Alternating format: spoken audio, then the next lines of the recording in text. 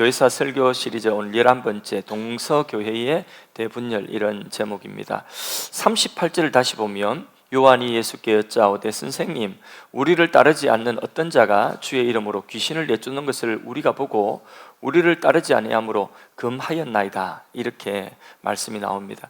예수님의 공생의 기간 중에 예수님의 직접 제자 공동체, 예수님 요한이나 또 예수님의 그 12사도들 베드로나 이런 직접 제자 공동체 외에도 예수님을 추종하는, 그러니까 여기에서 예수님이 어떤 사역을 행하시면 수천 명의 군중들이 모이는데 그 군중들 가운데서 예수님을 따르는 여러 무리들의 사람들이 있었습니다.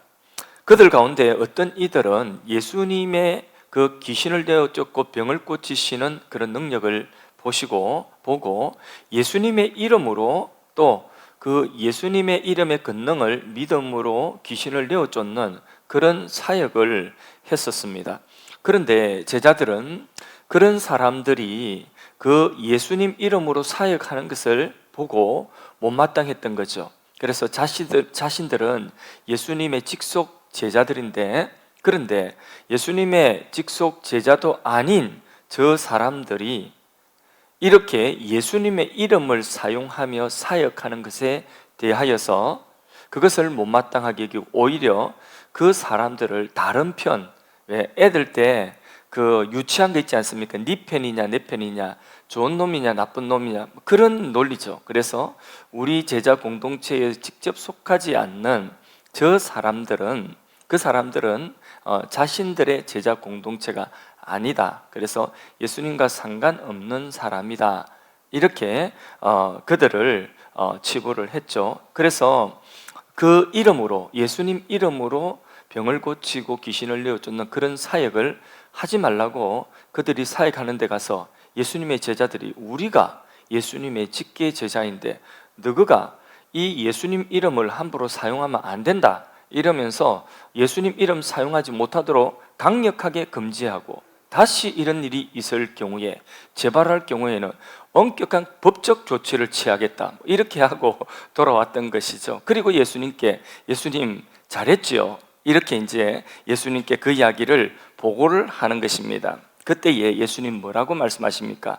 39절에서 40절 사이 말씀을 같이 또 읽어보겠습니다. 예수께서 이르시되 금하지 말라, 내 이름을 의탁하여 능한 일을 행하고 즉시로 나를 비방할 자가 없느니라. 우리를 반대하지 아니하는 자는 우리를 위하는 자니라. 아멘. 예수님은 그들이 내 이름으로 하는 일을 금지하지 말라, 내 이름을 의탁하여 하는 그 사역, 그들도 나의 제자다. 예수님 구원 역사의 한 부분을 그들도 지금 행하고 있다고 예수님께서 인정을 해주시는 것입니다. 그러면서 예수님께서 기준을 정하셨어요. 우리를 반대하지 않고 내 이름으로 사역을 행하고 하나님 나라의 복음을 전하는 그들은 곧 우리를 위하는 자들이다, 이렇게 예수님께서, 그들이 적이 아니고 그들이 우리의 형제라고 그렇게 예수님께서 그들을 품으셨습니다. 그 내용이죠. 예수님께서 사활대속, 십자가에 죽으시고 부활하셔서 우리를 대속하시고 제자들에게 보이시며 하늘로 승천하셨죠. 그래서 예수님의 부활하신 몸은 이제 더 이상 볼 수 없는 몸이 되었습니다. 대신에 예수님께서 승천하신 이후에 뭘 보내주셨죠? 그리스도의 영, 보혜사 성령, 똑같은데 구별되어지는, 예수님과 똑같은데 예수님과 또 구별되어지는 그런 예수의 영, 바로 그리스도의 영, 성령을 이 땅에 보내어 주셨어요. 그렇게 해서 뭘 세웠죠? 교회를 세웠습니다. 교회 가운데 성령님이 함께 하시면서 사도행전에 보니까 초대 예루살렘에서부터 시작해서 교회가 복음을 전파하는데 성령의 권능을 받아서 온 유대와 또 어디로 가죠? 사마리아와 또 어디로 가죠? 땅 끝을 향하여. 그래서 사도행전은 어디까지 가죠? 로마까지 그 복음이 전파되어지는 것을 우리가 보게 되는 거죠. 그렇게 이 땅에 많은 교회들, 정말 많은 교회들이 세워지고 많은 그리스도인들이 그 짧은 초대교회에 그 짧은 시간 안에 교회가 이렇게 급속도로 많이 세워지게 됩니다. 그리스도인들이 많이 생기게 되어지는 거죠. 그런데 그 모든 교회들이 지역이 다 달라요. 한번 얼굴 쳐다보지도 못했어요. 각각 다른 지역에 세워진 그 교회들이 다 예수님의 한 몸이다. 맞습니까? 예. 이 교회, 이 지역에 있는 교회만 예수님 교회고 저쪽 지역에 있는 교회는 예수님 교회가 아니다. 그게 아니는 거죠. 예. 예루살렘에 있는 교회도 주님의 몸이고 로마에 있는 교회도 주님의 몸인 것입니다. 온 사방 천지에, 온 세계에 흩어져 세워진 그 교회들이 다 예수님 이름으로 예수님을 머리로 하는 예수님의 몸, 하나의 교회. 그래서 그것을 유니온 처치, 하나의 교회다, 단일 교회다. 또 그것을 우주적인 교회다. 그래서 이 교회를 우주적인 교회다, 하나의 우주적인 교회, 보편적인 교회. 그것은 이제 뭐 카톨릭이라고 하죠. 그래서 하나의 보편적인 그 예수님의 몸인 교회, 온 사방에 흩어져 있다 할지라도 하나의 교회다, 다 예수님의 몸이다 하는 이것이 바로 성경이 우리에게 말씀하고 있는 교회론인 것입니다. 그래서 어떤 이름을 가지고 있든지 어떤 교파든지 교회가 주님의 이름으로 세워져서 주님의 복음을 전하는, 그리고 신구약 66권 성경 말씀을 진리로 믿고, 그리고 이 성경 말씀 외에 또 다른 어떤 하나님의 말씀이나 계시가 없다는 것을 믿고 우리가 말씀에 근거하여 신앙생활하는 교회는 침례교, 감리교, 어느 교파 할 것 없이 다 그리스도의 몸이다. 이거는 결국은 천국 들어가서는 교파가 있을까요? 교단이 있을까요? 천국 들어가서 순복음 이쪽에 모여라, 장로교 이쪽에 모여라, 그러진 않을 것 같아요. 그렇죠? 예. 그러니까 천국 들어가서는 다 하나의 교회거든. 이것이 보이지 않는 바로 주님의 한 몸 된 교회, 유니온 처치, 유니버셜 처치, 가톨릭 처치, 그렇게 보편적인 하나의 교회라고 하는 것이 성경이 말씀하고 있는 교회론입니다. 그런데 제자들은 아직 이 교회의 비밀을 몰랐어요. 그래서 자신들만 주님의 제자고 정통이고 나머지는 주님의 이름으로 사역을 해도 가짜다, 적이다. 그래서 엄격하게 금지시키고 함부로 이런 이름을 사용하면 엄격하게 법적인 조치를 취하겠습니다 하고 그렇게 당당하게 돌아온 거죠. 이런 제자들의 생각이 교회 사이에도 이어져 내려옵니다. 이런 제자들의 이런 태도와 생각이 교회 사이에도 계속해서 이루어지고 있는 그런 역사가 우리에게 보여주고 있는 거죠. 서로 정죄하고 서로 분열하고 서로 정통이라고 하고 서로 우리가 베드로의 사도권을 받았다고 하고 이러면서 자기와 다른 교회들을 정죄하고 판단하고 이런 일들을 하면서 교회가 나누어집니다. 그래 중세 교회도 교회 사이에 보면 동방교회와 서방교회로 그렇게 나누어지게 되는 거죠. 동방의 교회는 무엇이라고 했죠? 지난번에 동방 정교회다, 우리가 정통이다, 올스독스 해가지고 우리가 정통이다. 그래서 동방교회는 우리가 정통이다 이렇게 했고, 로마를 중심으로 한 서방교회는 우리가 베드로의 사도권을 받아서 보편적인 우주적인 교회, 다 그것은 우리가 다 관할하고 있다 이래가지고 우리가 보편적인 가톨릭 교회다, 이래 로마 가톨릭 교회다, 이렇게 이제 이 동서가 그렇게 교회도 나누어지게 된 거죠. 그래서 이게 한번 나누어지니까 갈수록 친해질까요? 남이 될까요? 예, 한번 나눠주면 갈수록 남이 되는 것입니다. 그러다가 나중에 결국 갈라서게 된 그 교회사를, 동서교회 분열사를 오늘 우리가 저녁에 잠깐 함께 보도록 하는데, 지도를 한번 보겠습니다. 자, 저기 빨간 것은 북한이고 남한 것은 남한이 아니라, 저 빨간 것은 뭐냐면 저 서쪽에 있는 것은 이렇게 서로마 제국입니다. 그 다음에 파란 것은, 동쪽에 있는 것은 동로마 제국입니다. 로마 제국이 저렇게 엄청나게 넓은 땅덩어리를 소유하게 되었죠. 로마가 하여튼 길 닦고 군대에 막 싸움 잘하고 하니까, 그러니까 일사천리로 한번 탄력 붙은 그 로마의 군대는 뭐 길 닦아놓은 그 길을 통하여서 일사천리로 땅을 확장해가지고 엄청난 세계를 제패하는 그런 온 세계, 그 당시에 온 세계 중심을 다 이게 로마가 다 점령을 하고 넓은 땅덩어리를 가지게 되었던 거죠. 그런데 이제 다시 한번 지도 그대로, 저기에 빨간 가구 파란 가구 그 가운데에 있죠. 저기 무슨 도시라고요? 이스탄불, 지금의 이스탄불, 고대의 비잔티움이죠. 콘스탄티노플이라고 하는 도시입니다. 저 도시로 이게 로마에서 수도를 어디로 옮겼냐면 콘스탄틴 황제가, 기독교를 공인했던 황제가 수도를 저곳으로 천도를 하는 거죠. 그때부터 이제 콘스탄틴이 이제 중심이 된, 황제가 사는 도시가 된 거죠. 그러니까 모든 문화나 모든 것들이 이쪽으로, 그런 말 수도를 옮겼으니까 여기가 발전할 거 아닙니까? 이쪽 중심. 그래서 비잔티움이라 해가지고 비잔틴 제국이 그렇게 생기게 되는데, 그런데 문제는 황제가 늘 그렇게 힘 있는 사람들만 나오는 게 아닌 거죠. 비실비실한 사람들도 나오는 거죠.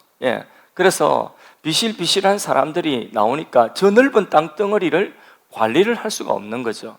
그러니까 이제 어떻게 나눠지느냐, 아까 나누듯이 그렇게 동서로 알기 쉽게 그렇게 딱 나눠지게 된 거죠. 그러니까 황제가 이쪽에도 하나 있고 이쪽에도 하나 있고, 어떤 때는 많을 때는 둘, 셋도 있고, 그렇게 이제 여러 황제들이 나오게 되어서 동서로 이렇게 로마가 나누어지게 되었던 것입니다. 그렇게 이 너무 넓은 땅덩어리가 이걸 관리를 못하니까 결국은 막 여러 이렇게 갈래로 나누어지고 4분 5일 되는 것을 보는데, 이 교회도 마찬가지입니다. 교회도 너무 초대형 교회가 되어가지고 엄청난 교회 건물을 지어서 뭐 수만 명 들어가는 그런 교회 건물을 지었다. 근데 그 교회를 개척하고 정말 슈퍼맨 같은 그런 목사님들이 있거든요. 하나님께 특별한, 정말 100년에 한 번 나올까 말까 이런 주의 종들이 있습니다. 정말 사도와 같은 주의 종들이 있거든요. 이런 슈퍼맨 같은 주의 종들이 막 하나님 앞에 성령 받아가지고 엄청난 사역을 일으킬 때는 사람들이 막 구름대처럼 몰려와서 다 수용할 수 없어서 정말 엄청나게 큰 예배당을 짓거든요. 그리고 덩치는 큰데, 그런데 나중에 그 목사님이 소천 천국 가시고 나면 그 사후에 이 관리가 안 되는 경우들이 많이 있어요. 지금 우리나라에 지금 1세대, 2세대 목사님들이 정말 교회가 천막 치면 교회가 되고 하던 그 세대의 목사님들, 정말 헌신적으로 사역하고 능력받아 사역했던 이 목사님들 세대가 지금은 이제 은퇴하는 세대가 벌써 10년, 20년 전부터 계속해서 이제 은퇴 세대가 되었거든요. 그리고 천국 가시고, 그러니까 한국에도 엄청나게 크게 지은 그런 교회들이 그 이후에 이제 4분 5열 되어지는 이런 일들이 많이 있고, 제가 자랐던 교회도 그런 내용 중에 그런 아픔을 겪었던 교회입니다. 그러니까 한 분의 목사님의 카리스마가 그 교회에, 그 당시에는 그게 충분히 가능했어요. 그보다 더 큰 일도 했어요. 그런데 그 목사님들의 사후에 이 넓은 것들이, 그게 이제 관리가 안 된 로마가 딱 그렇게 되었던 거죠. 그래서 둘로 나눠지고 나중에 더 많이 나눠지고 서로만은 일찍 게르만족에 멸망해버리고 그렇게 되는 거죠. 그런 상황 속에 교회도 이제 동쪽과 서쪽이 그렇게 나누어지게 된 것이죠. 일단 갈라서고 나면 세월이 지날수록 아까도 말씀드린 것처럼 차이가 다른 것들이 점점 더 많이 생기게 되는 것입니다. 그러다가 남이 되는 거죠. 우리나라도 남북이 분단됐지 않습니까?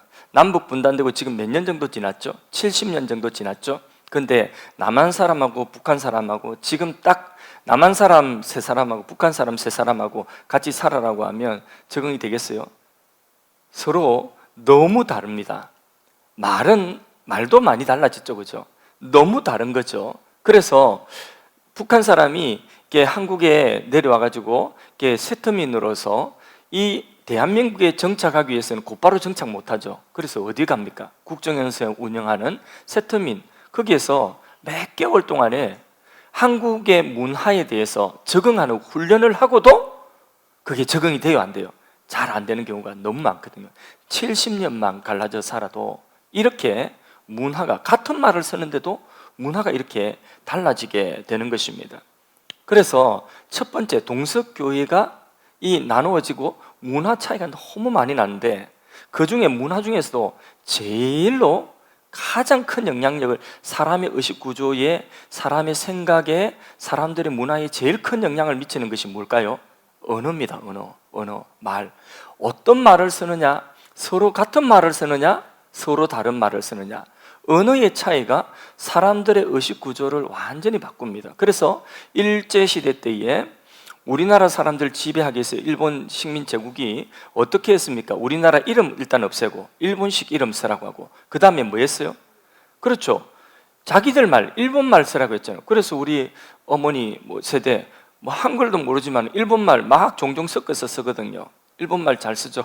어른들 일제시대 때 거쳤던 분들은요, 일본 말 아주 정말 우리 모르는 그런 단어들 막 그냥 너무 자연스럽게 쓰거든요.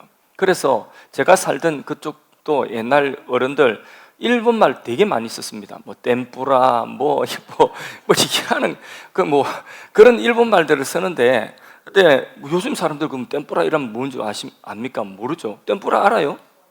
예? 어묵인 거 알아요? 템뿌라 모르잖아요. 예. 근데 어른들은 템뿌라 해야지 알아들어요. 어묵하면 그게 먹고 이럴 수도 있습니다. 그러니까 이게 뭐냐면 언어의 힘이라는 거죠. 그래서 일본도 그렇고요, 지배하는 세력들은요, 자기들의 언어를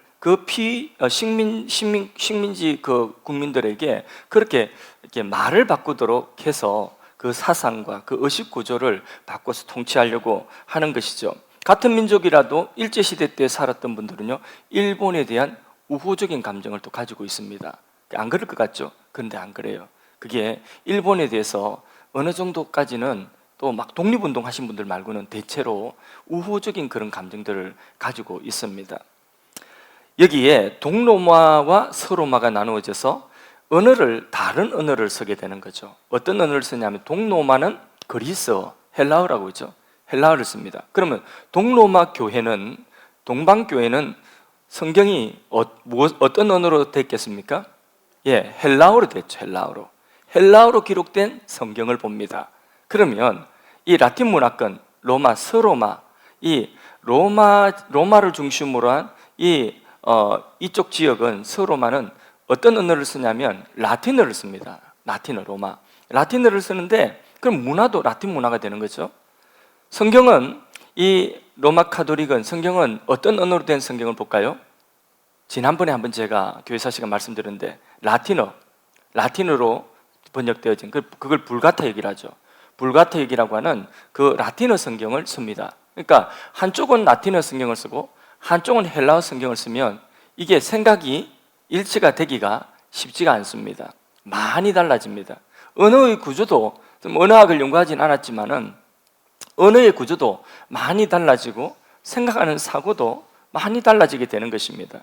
그래서 헬라 문화권, 그리스 문화권, 이게 동쪽, 이 동방 쪽에서는 이 헬라어라고 하는 것은 그리스어를 쓰기 때문에 그리스는 철학과 또 학문 이쪽으로 굉장히 그 문화가 발달되어져 있습니다. 그래서 아테네 하면 철학자들 많이 떠오르잖아요, 그죠? 예, 그 철학자들, 유명한 철학자들 다 그쪽 그리스 출신, 동방 출신 아닙니까? 그러니까 그 사람들의 생각은 아주 정교하게 그 표현을 할 수 있어요. 그래서 헬라어를 제가 공부를 잘 못했어요. 헬라어 공부가 너무 어려워가지고 의미가 어떻게 바뀌고 막 이런 것들이 너무 복잡해요.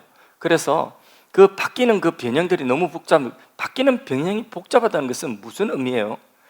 많은 것들을 정교하게 표현할 수 있다는 거죠.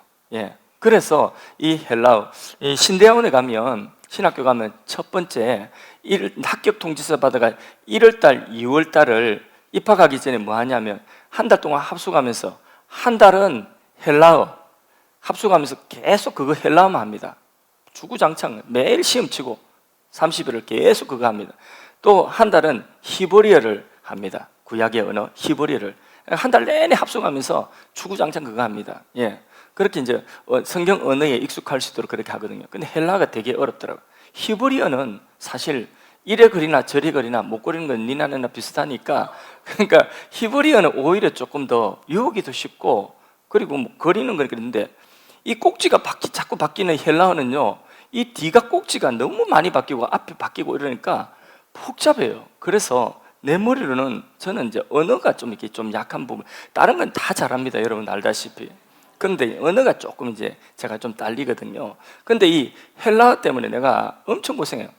한 달을 처음 공부하기 전에 제일 먼저 뭐 해야 되느냐면 다른 사람들은 신학교를 나오고 또 공부를 다 해가 준비를 해가지고 알파벳은 적어도 다 하고 들어왔더라고요. 근데 저는 들어가면 할 줄 알고 알파벳을 하나도 안 하고 들어간 거죠. 그래서 헬라어 때에 완전히 안 그래도 어려운데 엄청나게 고생을 했거든요. 밤에 잠 못 자고 진짜 엄청나게 고생을. 그래서 히브리어 할 때는 하여튼 하루 그거 남은 그 시간 이게 다음 날 입수하기 전에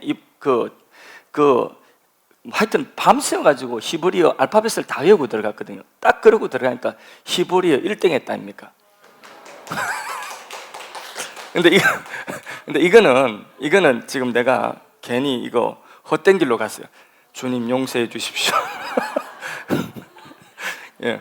이 헬라어 하다가 헬라가 그렇게 정교하게 표현하거든. 그래서 철학적인 용어들, 형이상학적인 표현들을 정확하게 담아낼 수 있는, 사상을 담아낼 수 있는 그런 언어가 헬라어입니다. 그래서 이 헬라어는 헬라 사람들도 사고가 그렇고요. 철학적인 사고가. 근데 라틴어는 좀 달라요. 라틴어, 로마는 군사 문화 아닙니까? 수백 년 동안에 전쟁한 나라거든요. 군사 문화는 그냥 규율, 법. 그래서 총알이 날라오는데 그리스식으로 생각하면 그건 큰일 나요. 총알이 막 날라오는데 쏠 거냐 말 것이냐, 그것이 문제로다. 우리 같이 토론해보자. 이러면 안 되는 거죠. 그러니까 이 그리스 문화와 이 라틴 문화는 완전 다릅니다. 그래서 로마는 법이, 그러니까 딱 분명한 법이, 그래서 지금도 로마법 체계가 있거든요. 법을 공부하면 로마법 체계, 이 영미법 체계 이렇게 공부를 하거든요. 근데 로마의 법이 딱 그렇게 이제 제일 중요합니다. 그래 법대로 그렇게 명령하면 따라가고 단순합니다. 복종하고. 그러니까 문화가 완전히 다른 거죠. 그래서 알렉산드리아 같은 그런 이제 그 문화가 그리스 문화, 이 헬라어 문화권에 있는 사람들은요. 그래서 그런 말이 있습니다. 시장에서 장사를 하시는 분이 푸주간을 운영하시는 아저씨하고 또 콩나물 장수하시는 아주머니하고 아저씨가 나가지 그 삼일체에 대해서 좀 이야기 좀 해볼까? 이러면 아줌마가 하고 의자 땡겨 앉아 같이 앉아서 삼일체에 대해서 논쟁을 하는. 그러니까 신학이 어디서 발전됐겠습니까? 많은 신학자들은 어디서 나왔겠습니까? 헬라어를 쓰는 동방문화권에서, 동방교회에서 많은 신학자들이 나오고 신학도 많이 그렇게 체계화 되어지게 된 것입니다. 자, 그래서 논쟁을 하는데 이 논쟁 중에서 가장 대표적이고 가장 중요한 첫 번째 교회사의 논쟁이 있어요. 그 논쟁이 뭐냐면 바로 예수님을 어떻게 이해할 것인가. 우리가 알다시피 예수님은 참 하나님이시고 참 사람이시죠. 이게 이해가 돼요. 하나님이시면서 동시에 사람이다. 이게 이해가 잘 되지 않죠. 신이 어떻게 사람이 될 수 있느냐. 그런데 또 그 신이 한 분인데 나중에 셋이라고 하죠. 그런데 하나라고 하죠. 이런 것들이 이게 라틴어로는 설명이 잘 안 돼요.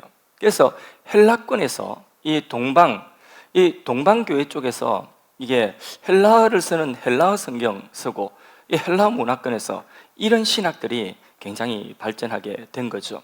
그래서 라틴어보다는 이 헬라어가, 오늘 우리는 성경을 이제 우리가 쓰는 이 성경 있잖아요. 우리가 신학은 어디에 영향을, 이 로마 카톨릭과 이 동방의 교회와 어느 쪽에 영향을 많이 받았겠습니까?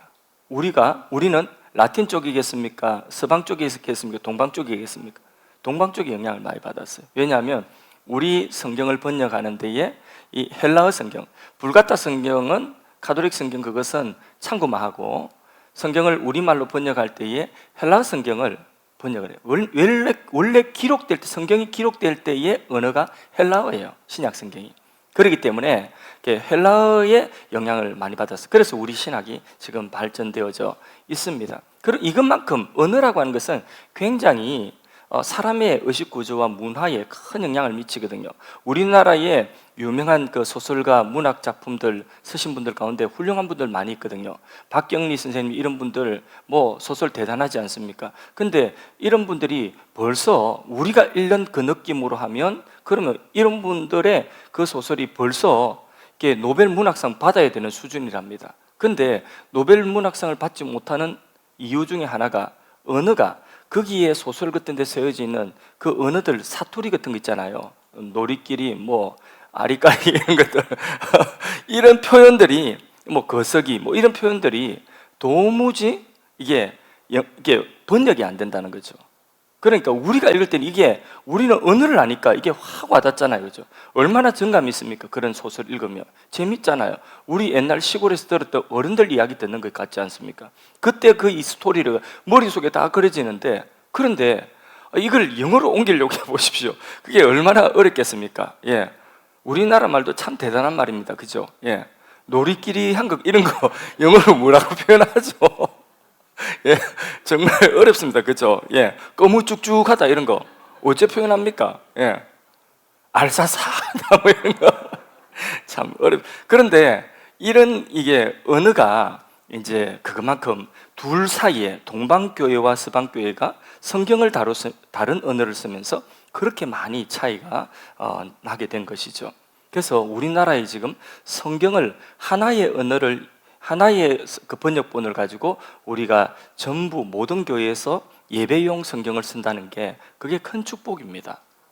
그래서 요번에 이제 우리가 저 몇 년 전에 이제 개역 개정판으로 한 뭐 20년 전에 15년 전인가 이게 바뀌었잖아요, 그죠? 예, 이 바뀌기 전에 개역판을 썼거든요. 근데 지금은 이제 어떤 데서는 뭐 개역도 쓰기도 하고 그래요. 보수적인 데서는 개역을 쓰기도 하고 그런데 거의 이제 개역 개정판이죠, 그죠?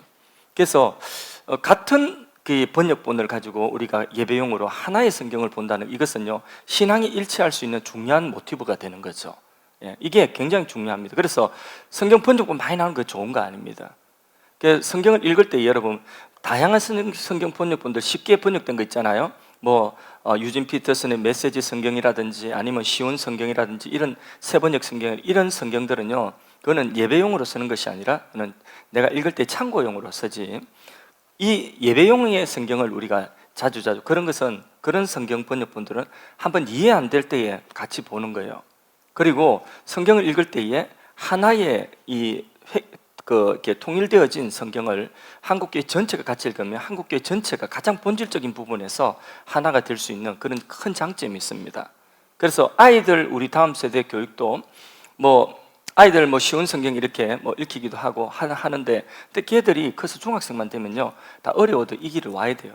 그래서 적응을 해야 돼요. 읽다 보면 이해가 되고 또 이해가 안 되는 부분은 그런 책 가지고 그런 다른 번역본 쉬운 걸로 참고하고 선생님들한테 또 배우고 이렇게 해서 여기로 와야 돼요. 그게 뭐냐면 신앙의 일치가 되어지는 중요한 우리 역사의 교훈인 것입니다. 자, 동서교회가 이렇게 분열을 하는데 문화가 갈수록 달라지게 되는 거죠. 그러니까 교회도 동서가 서로 너무 달라지게 되는, 그래서 교황권도요, 지난번에 말씀드렸듯이 서로만은 이게 제국이 멸망했잖아요, 그죠? 나라가 이제 게르만족이 들어왔는데 근데 황제가 없어요, 그죠? 서로만은 교회 위에 더 큰 힘 있는 존재가 없어요. 게르만 야만족이 들어와가지고 이제 그 사람들이 개종하게 되니까 교회에 교황은 위에 있고 개종한 사람들은 평신도로 들어오니까 누구의 권위가 더 높이 세워질까요? 교황의 권위가 서로만은, 그러니까 로마 카톨릭은 교황의 권위가 그렇게 강화되어집니다. 그래서 이런 일화도 있었어요. 카노사라고 하는 곳에 그 신성 로마 제국의 하인리 4세가 굉장히 힘 있는 왕이었어요. 그래서 이 사람이 자기가 교황이 이전에 뭘 했냐면 황제가 임명을 했거든요. 성직자들이 임명했거든요. 성직자 임명에 대해서 이제 그걸 갖다가 황제가 임명하지, 그걸 교황이 임명한다고, 그렇게 이제 거기에 대해서 그 서인권 논쟁이라고 하는데 성직자의 임명권에 대해서 이게 교황하고 이 왕하고 하인리 4세하고 맞지 않은 거죠. 그래서 이 하인리 4세가 나중에 교황한테 되어들었다가 나중에 교황이 그 사람 파문을 시켜버렸어요. 엄청나게 힘 있는 왕이었거든요. 존경받는 왕이었거든요. 파문을 시켜보니까 제후들과 그 신하들이 그 왕의 말을 안 듣는 거예요. 그러다 보니까 자기 왕을 못할 것 같아요.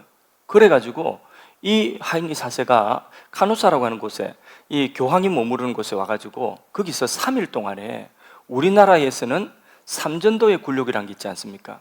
근데 교회사에는 뭐가 있냐면 카노사의 굴욕이 있습니다. 사진 한번 보시죠.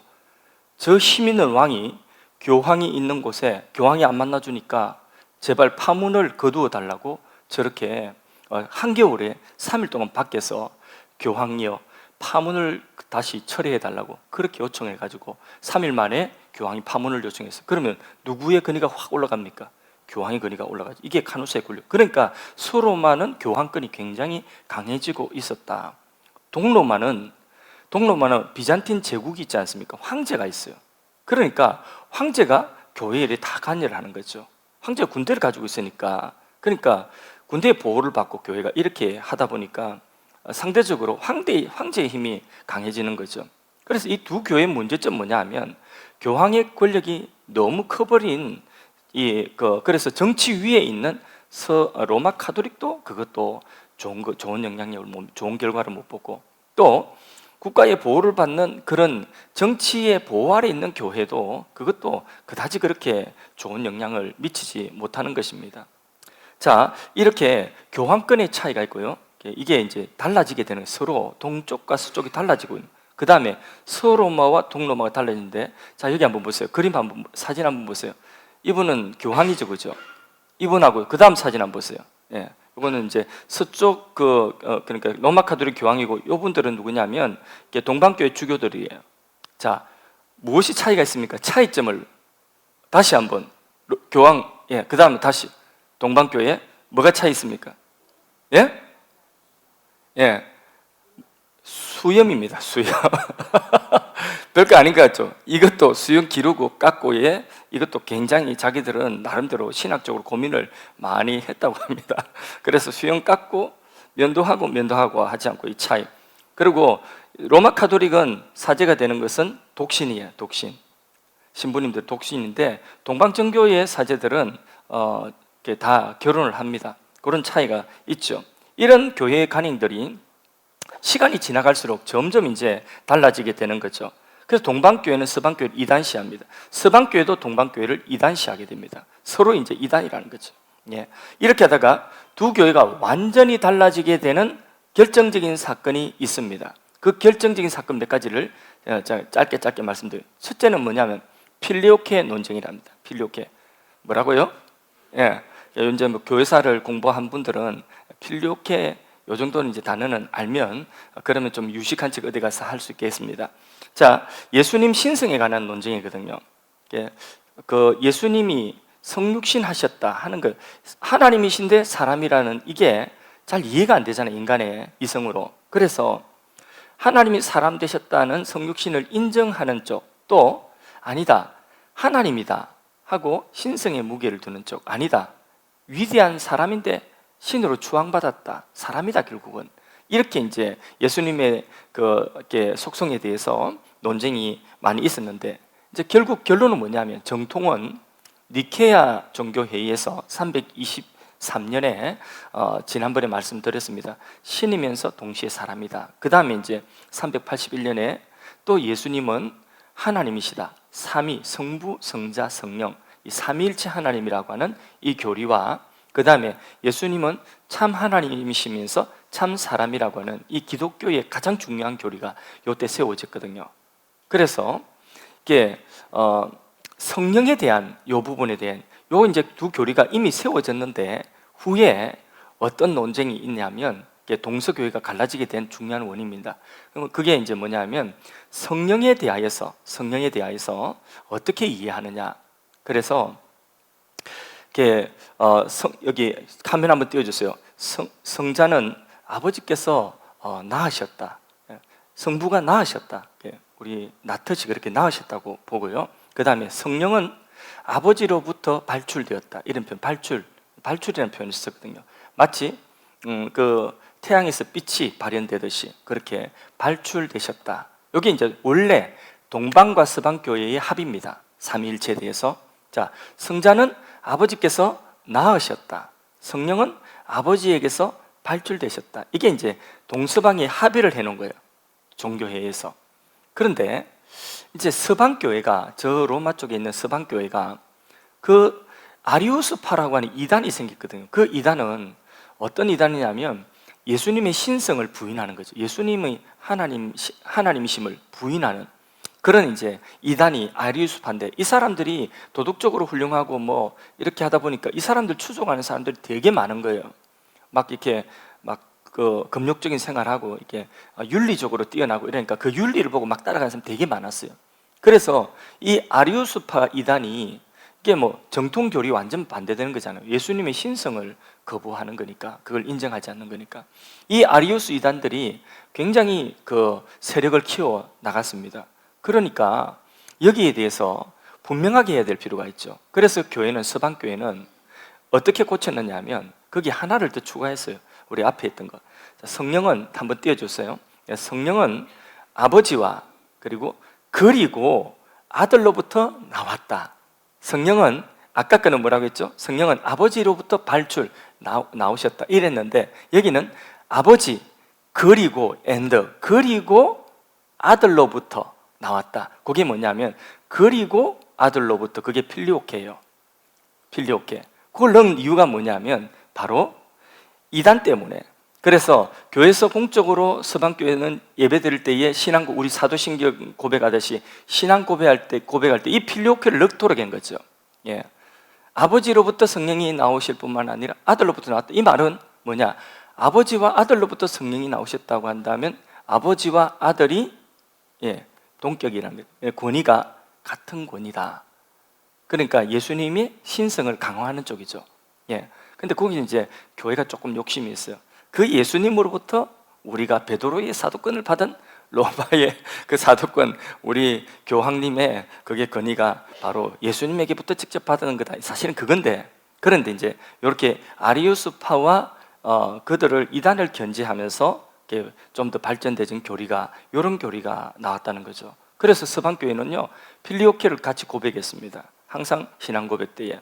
근데 이 일이 있은 이후에 260년이 지난 이후에 이것을 동방교회가 알아버렸어요. 어떻게 알았냐? 서방교회 신자들이 와서 동방교회에서 예배를 드리는데 신앙 고백이 다른 거예요. 니는 무슨 신앙 고백, 필리오케를 넣었어? 이렇게 돼가지고 조사를 해보니까 서방교회가 벌써 260년 전부터 이 필리오케를 넣고 서고 있는 거죠. 그러니까 동방교회가 열받았어요. 아니, 이 중요한 것을, 이 없던 것을 너그 마음대로 넣고는 이 오랜 세월 동안 우리한테 말도 안 해주고 이래가지고 거기 막 화가 나버린 거죠. 그런데 그때의 서방교회는 이제라도 너희들이 이 중요한 진리를 발견했으면 이제라도 너희들도 고백해라. 그러니까 서로 이제 다툼이 일어난 거죠. 그래서 이 문제 때문에 동방교회가 서방교회가 교리적인 부분에 있어서 나눠지는 결정적인 그런 사건이 되는 거죠. 이게 이제 그렇게 생각해 보면 저는 교회가 그렇게 나누어질 정도로 서로 대적하고 이단이라고 파문할 정도의 그 정도의 교리인가 할 때에, 글쎄요, 기독교에 넘어지고 일어서는 교리는 신은 양, 예수님이 하나님이시고 사람이시다, 이 교리고 십자가 대속 교리거든요. 그 다음에 삼일체 교리예요. 이 교리는 이미 니케아 신조와 그리고 그 앞에 이미 다 확립이 된 거예요. 정통 교리로 양쪽 교회가 다 동의한 거예요. 그러면 여기서 조금 더 어떤 것에서는 필리오케를 넣든지 아니면 필리오케를 안 넣는다 할지라도 삼일체에 대한 교리가 그거는 분명하잖아요. 약간의 차이가 있는 부분에 있어서 서로를 그렇게 이단위로 그렇게 정죄를 하고 다투게 된 것, 이런 부분에 있어서는 좀 진리 문제이기는 하지만은 이해가 안 된다, 이렇게 좀 너무한 거 아닌가 이렇게 생각이 되어집니다. 자, 그 다음에 또 하나 뭐냐면 성상 논쟁이에요. 성상. 동서교회가 수백 년 오랫동안에 AD 8세기까지 한 800년 정도 동안 뭘 사용했냐면 신앙의 유익을 얻기 위해서 성상을 사용했어요. 사진 한번 보시죠. 예. 여기 이제 좌측에 있는 건 이코온이라 해가지고 성화죠. 뭐 이런 성화들. 그러면 이 성당에 들어가면 이런 것들이 많이 있거든요. 그 다음에 옆에 있는 건 성모 마리아상, 이런 성상들을 종교심을 고취하고 숭배의 대상으로, 또 이렇게 이제 이 성상을 사용할 수 있느냐, 예배에 이 성상을 사용하지 마느냐, 금지하느냐, 이런 논쟁이 있었던 거죠. 저 옆에 있는 저거는 성모상에 눈물 흘리는 성모상이래요. 예. 피눈물, 무슨 큰 일이 있을 때 이렇게 눈물을 흘린다는데, 이런 눈물 흘리는 성모상이 있다면 사람들이 그 앞에는 엄청나게 줄을 쓸 것 아니겠습니까? 그렇죠? 이게 이제 사람들의 종교심을 고취시키는 거죠. 그래서 동서교회가 둘 다 성상, 이 성화를 이게 다 사용을 했었습니다. 예배 때도 사용을 했었는데 8세기에 이슬람이 일어났다고 했죠. 이슬람이 일어났는데 이슬람 그쪽 처음에 이제 세력과 부딪히는 것이 뭐냐면 동방교회가 부딪히죠, 그죠? 동쪽 비잔틴 제국과 이쪽에서 이슬람이 일어났으니까 그렇게 해서 서로 부딪히는데 전쟁을 하다 보니까 이슬람의 모스크를 보니까 모스크는 거기 없는 거예요. 이슬람도 여러분 10계명, 그 모세오경 다 자기들도 가지고 있습니다. 그래서 이슬람에서는 모스크 안에 한번 보십시오. 이슬람 모스크 안에는요, 밖에는 저렇게 그냥 깨끗합니다. 근데 안에 들어가면 저기 화면이 좀 끔찍지만 저기 성상 같은 거, 성화 같은 거 하나도 없어요. 어떤 데는 저 모스크 안에는 저렇게 돼 있는데 어떤 데는 완전히 하얗게 뽀얀 해칠만 돼 있습니다. 아무것도 걸어놓지 않습니다. 봐라, 10계명에 이 계명에 상계명에 우상 만들지 말라고 했잖아요. 그러니까 이슬람이 그 우상 만들어 걸지 않는다고 이러거든요.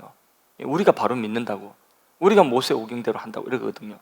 그러니까 그 동방교회에 네온 3세라고 하는 황제가, 비잔틴 황제가 이게 이슬람들을 상대하면서 성상 저거 보니까 10계명에 쓰면 안 되겠네 이래 된 거죠. 그래서 그 성상을 다 금지했습니다. 성상 금지, 사용 금지령을 내리니까 거기에 이 서방의 교회가 발칵 디비졌죠. 수백 년 동안 쓰고 있던 것을 쓰지 말라고 하니까, 그러니까 이것도 난리가 나. 이것 가지고 또 서로 싸우는 거예요. 그런데 그 성경대로 가면 이거는 다 없애야 되는 거죠, 그죠? 그런데 성경대로 가지 않고 동방에서 먼저 없애자고 했는데 그 황제가 죽고 나서 그 다음에 이레네라고 하는 여자 황제, 그러니까 황제 역할을 했던 왕의 어머니가 있습니다. 이레네는 그 여성들은 또 감성적이잖아요. 뭐 마리아 상 이런 거 보고 예수님 상 보고 이게 이제 또 너무 좋은 거죠. 그래서 다시 성상을 다시 사용했어요. 이콘을 다시 사용했습니다. 그런데 마침 그때의 서방에서는 샤를마뉴라고 하는 또 믿음 좋은 또 왕이 있어요. 황제가 있어요. 이 사람은 보니까 쉽게 보면 그게 아닌 거예요. 그러니까 이것도 사용하지 말라고 해서 서로 이제 뒤바뀌었어요. 이러다가 나중에 지나가지고 둘 다 사용하자로 됐어요. 둘 다 사용하거든요. 근데 이제 우리 종교 개혁자들, 이제 우리 개혁주의 신학은 이 성상 같은 거 사용하지 않습니다. 그래서 사람이 어떻게 말하느냐가 중요한 것이 아니라 성경이 어떻게 말씀하고자 하느냐가 중요한 거죠. 성경이 왜 존재합니까? 성경이 왜 존재합니까? 존재하는 이유가 뭡니까?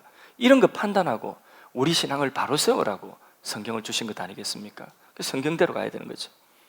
그리고 이제 결정적으로 1054년에 서로를 파문하게 됩니다. 동로마에 살고 있는 서로마 사람들이 서로마 그 형태의 예배를 이제 동로마에서 드리게 되는 거죠. 그래서 서로 예배 형태가 좀 다릅니다. 누룩을 한쪽은 넣고 한쪽은 누룩을 넣지 않은 빵을 먹고 한쪽은 서방에는 빵만 줍니다. 포도주 흘리면 큰일 나니까. 포도주 예수님 피 흘리면 쭉 담지 못하니까 화채설이라서. 그래서 빵만 줬습니다. 근데 이 동방에는 그래도 빵만 주면 아니잖아요, 그렇죠? 피와 살을 기념하려 했으니까. 그러니까 이렇게 빵을 포도주에 찍어가지고 그러면 이제 국물을 흘리지 않지 않습니까? 그렇게 이제 서로 예배 형식이 이런 식으로 많이 다른 거예요, 동방과 서방이. 그런데 동방 교회에 있는 비잔틴의 교회에 있는, 그러니까 서방에서 온 사람들이 예배를 드리는데 서방식으로 예배를 드리는 거예요. 그러니까 그걸 금지를 한 거죠. 그건 이제 그게 정치 문제가 돼서 그 서로마의 로마 교황이 그 듣고는 왜 우리 애들 괴롭히냐 이러면서 이제 한번 이제 단단히 마음먹고 동방 교회를 한번 바로 잡아야 되겠다 이래가지고 특사를 파견합니다. 특사를 파견하는데 첫째 필레오께 써라. 필레오께 아까 있죠. 성경대로 필레오께 써라. 둘째 뭐냐면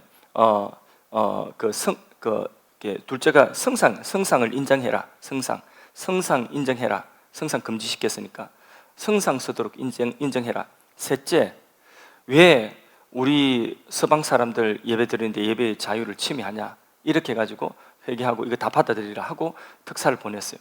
특사를 보냈는데 말이 안 통하죠.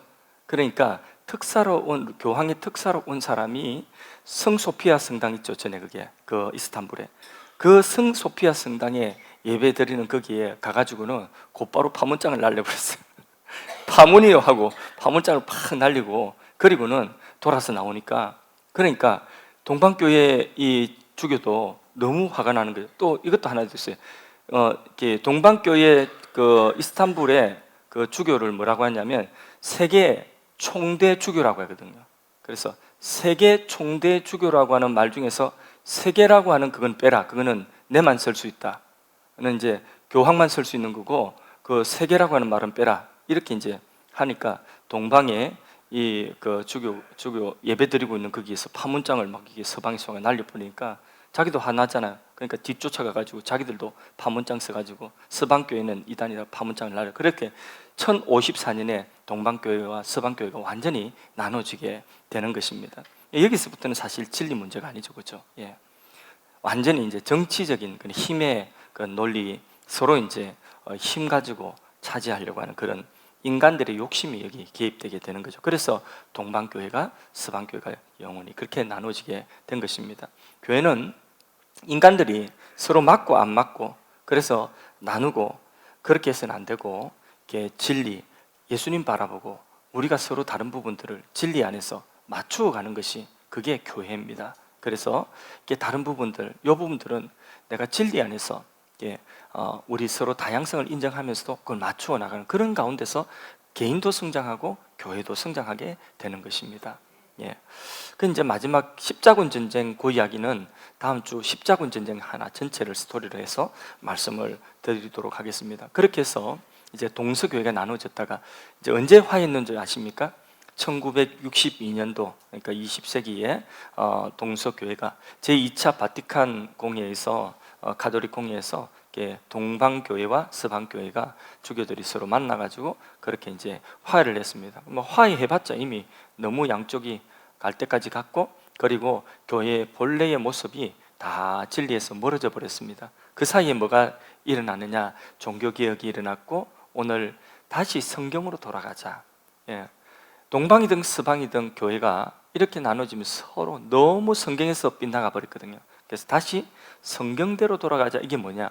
종교개혁이라는 거예요. 그래서 종교개혁이 일어나서 오늘 우리는 어디에 서 있죠? 개신교회 종교개혁의 전통이 있었고, 종교개혁의 전통은 어디로 가느냐 하면 바로 초대교회로 그렇게 이어져 내려오는 것입니다. 말씀에 이제 교훈을 우리가 정리하고 말씀을 맺도록 하겠습니다. 자, 교회가 분열되어진 이유를 보면 신학적인 이유도 있지만은 대부분이 보면 그 신학적인 이유를 빌미로 하여서 서로 헤게모니, 힘을 서로 차지하는 인간의 탐욕이 거기에 개입이 되어 있었습니다. 그래서 교회는요, 다양성을 인정하고 하나됨을 지켜내고 외부의 적으로부터 교회를 지켜내고 복음을 전해야 되는 그것이 교회의 사명인 줄로 믿습니다. 그렇기 때문에 부족해도 서로 감사 안고 하나됨을 지켜나가도록, 그리고 맞지 않는 부분들은 진리 안에서 서로 맞추어 가도록 하는 이것이 바로 교회의 본연의 모습인 것입니다. 교회사를 보면 동서방의 양쪽 다 교회들이 분열함으로 그렇게 서로 인간의 욕심으로 교회가 그 본래의 하나됨을 이루지 못하고 분열한 것 때문에 결국은 그때에 바깥에서 교회 밖에서 어떤 세력이 일어났죠? 이슬람이라고 하는 세력이 강력하게 일어난 중세에 강력한 이슬람 세력이 일어났거든요. 서방은 서방대로 동방은 동방대로 교회는 성경에서 멀어져 갔고, 멀어져 간 서로의 그 교회들이 서로 힘싸움하고 서로 다투고 서로 파문하고 이러는 동안에 거기에 환멸을 느낀 사람들이 이슬람에 동조되어져서 이슬람 세력이 불같이 일어나게 된 거죠. 그래서 거의 기독교 국가들이 다 이슬람의 중세에 다 장악이 되어버린 거죠. 그런 아픔을 우리는 교회사에서 보았습니다. 그래서 우리는 교훈에, 이 역사의 교훈에 귀를 기울여야 되는 것입니다. 우리가 밖으로 싸우고 밖으로 복음을 전하고 해야 되는데 안으로 싸우고 안으로 서로 진리가 아닌 것을, 그것을 인간의 욕심들로 인하여서 서로 다투고 그렇게 비본질적인 문제에서 서로 이렇게 다투고 하나 되지 못하는 그런 모습들. 교회는 싸우고 다투면 아무것도 못합니다. 교회는 싸우고 다투면 그 교회 오기 싫습니다. 교회는 싸우고 다투는 곳이 아닙니다. 교회는 서로 다른 사람들이 하나됨을, 자기가 부인되어지고 하나됨을, 진리 안에서 하나됨을 이루어가는 곳이 교회입니다. 그럴 때에 개인이 성장하고 교회가 안으로 강건해져서 그 힘을 가지고 바깥으로 비진리의 세력, 무신론의 세력과 이슬람의 세력과 그리고 이단의 세력들을 이겨내고 진리를 지켜나가고 복음을 전파하며 주님 오시는 그날까지 강건하게 서 나갈 수 있는 것이 교회인 줄로 믿습니다. 그래서 교회가 지켜야 되는 것은 뭐라고요? 진리. 진리는 지켜야 됩니다. 이것은 지켜야 됩니다. 그런데 진리가 아닌 문제는 관용이 필요한 거죠. 그래야 외부의 적과 싸우고 시대를 감당하고 복음을 전파할 수가 있는 것입니다. 우리 여기 영종 지역의 운북동에 이슬람 사원을 세우기 위해서 그 중앙일보 지금 일간지에 그렇게 뉴스가 나왔는데, 이슬람 사원, 큰 이슬람 사원을 세우기 위해서 어떤 사람 땅을 구입해가지고 토지 매입한 그것을 유튜브에 올린 그걸 일간지 신문에 나왔습니다. 영종도에 그 이슬람 큰 사원을 세운다는 계획을 가지고 땅을 이미 샀습니다. 이슬람 세력이. 우리가 정신을 바짝 차려야 되겠죠, 그죠? 예, 그래서 진리로 무장하고, 비진리는 진리로 막아야 되는 것입니다. 예, 그래서 우리가 더욱더 교회가 교회다워지면 되는 것입니다.